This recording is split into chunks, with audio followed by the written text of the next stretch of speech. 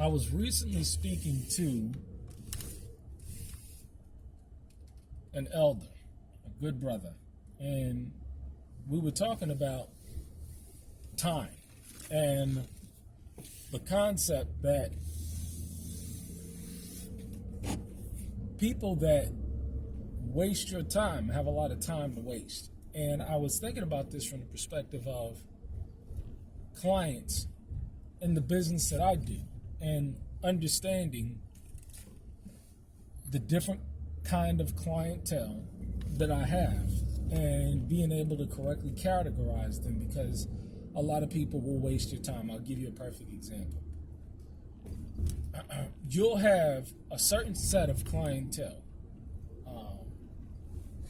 And anybody that's in business, you should know your clientele. You should know the socioeconomic makeup of the base of clients that you're going to be drawing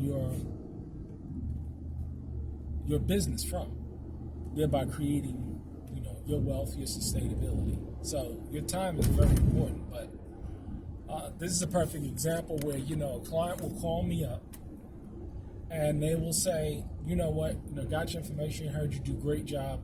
I need a roof. I need a roof put on. You get over there and the client tells you how bad their roof is.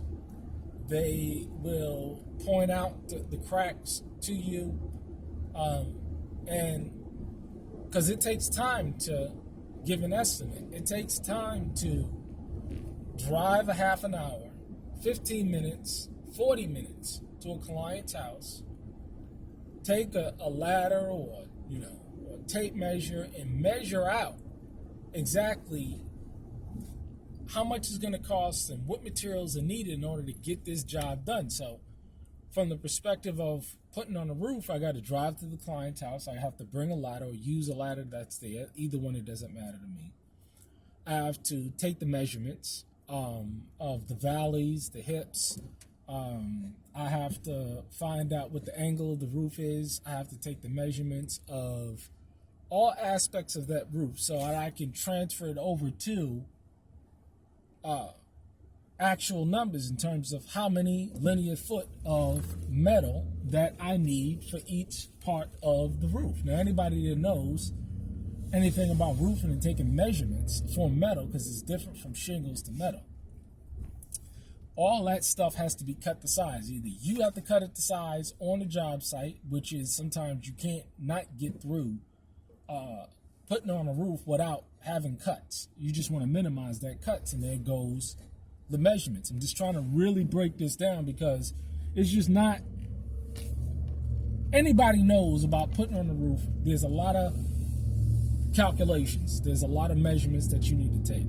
So I got to do all of that. I got to get up on the hot ass roof. I got to take all of the measurements. Then I have to take those measurements to my supplier, and then we have to go through the numbers, and he has to give me the square footage or the linear footage, or how many squares the roof is. The squares could be 33, 40 squares, right? And so I charge $150 a square. You see, so that's how that money is derived. When it comes to metal roofs, it's based on the square, how much you charge per square. And every roof has a certain amount of squares. All this takes time. All this takes time to do. As you clearly see, I know what I'm talking about because I can explain it through in detail. But after I do that, I have to submit this estimate for the client to turn around and say, damn, it's going to cost about $10,000 to put this roof on. Now they want to know how much it's going to cost to put on half the roof. They want to know if they can just deduct the garage. They want to know if they need this lav or how many screws. I'm telling you, clients will go through, or prospects will go through this stuff because they simply put, they don't have the money. So after all of that, it's, oh no, we can't do it. Now, remember, 2-3 days ago, when you went over there and took the measurement, they're telling you how bad the roof is. They're telling you how unsafe it is. They're telling you the leaks and everything. Once they get that price, it's an issue then. You see what I'm saying? So how do you avoid that? Me personally, I'm gonna start charging for estimates because, again, what I found in this particular demographic is that they all are working class people.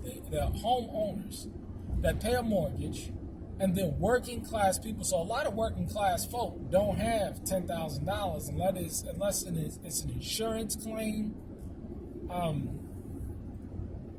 They don't have the money, $10,000 to get back. But these people, you know what I'm saying, the husband's overweight, the wife is she ain't gonna get out there and do that.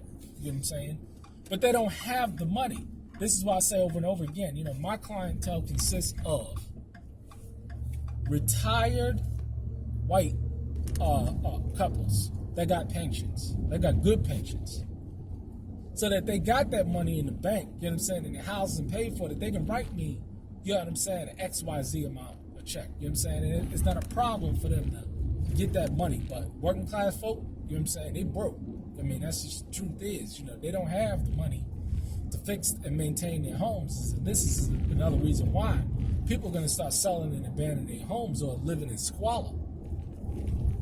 Whether, you know what I'm saying, the place is unfinished or it's run down. You know what I'm saying? No different, you know what I'm saying? It's poor living conditions. But folks is going to have to start paying, you know what I'm saying? I mean, O'Shea Duke Jackson, you know, he did this excellent video on his other channel. And he was talking about time. People won't waste your time, you know what I'm saying? People want to talk to you. You know, I even get it out here. People want to talk about land but you know what I'm saying, you broke, you know what I'm saying? I mean, honestly, you know, get your money up, get your situation together socioeconomically, and then we can start talking about, you know what I'm saying, you know, how you gonna move. But you know what I mean, say, you know, you want to have all these questions about moving and land and stuff, and you got $20 to your name, you know what I'm saying? You in a whole bunch of debt. You ain't got no money, and you work in Walmart. You know what I'm saying? It just ain't gonna take place. You know, I mean, that's just the reality of the situation. You got to put yourself in the situation to do that. And we do offer options like an apprenticeship, doing exactly what I did, because I'm not telling anybody to do anything that I didn't do myself. And if I did it myself and it didn't work, I'll disclose it. But the idea is that time is very, very, very precious. You can get back money, you know. Somebody can go from making $1,000 a month to $10,000 a month to $12,000 a month. The time didn't change. The only thing that changed was the money. So you can always make more money, but you can't get back more time. Don't allow people to waste your time. Make sure that it costs them. Make sure that they have something vested, because see, if somebody has something vested in it, that draws them in, then they'll invest the time as well. But if a person does not value their own time, they're not going to value your time. They're just not going to do it. And you can see it evident in people's lives. You know what I'm saying? You know, you got a lot of people that will waste your time across the board, whether it's in business or interpersonal relationships. You know what I'm saying? Don't allow people to waste your time, and make sure that it costs them. You know, if you're serious about something, put your money where your mouth is. You know, if you're serious about something, pay up. Let's talk, you know what I'm saying, you know, what is it going to cost you in terms of time and energy and effort and resources? Because if one person is bringing no time, energy, and effort and resources to the table, and the other person is bringing all the time and energy and effort and resources, it's more than likely that that person is going to waste your time because they got no skin in the game. We need to get people that have skin in the game, because if they don't, and they don't value your time, they will waste yours. And your time is very valuable because you're out there getting it done. You're out there progressing. You're out there showing growth year over year. You know, it's being proven in terms of dollars and cents and skill set and abilities and creativity and ideas and efficiencies. Yeah. Don't allow other people to waste your time. So me personally, in terms of clients, I'm going to ask more questions up front, more qualifying questions. Listen here, if this thing costs $10,000, do you have $10,000 to put your hand on? Be very direct with people. I mean, if people don't respect that directness about you, then it's something they're hiding something. Like, listen, if you're serious about getting this done, do you have the resources to get this done? Because my time is precious. I got to get up there and I got to, another situation. The same type of scenario. Oh, this deck is bad. It's unhealthy. It's unsafe. We're worried. You know what I'm saying? If somebody hurts themselves, ma'am, then rip out the old deck, put in a new deck, and cost you about $4,000. All of a sudden, it's not hazardous anymore. All of a sudden, it became safe. As opposed to, listen, it's going to cost you,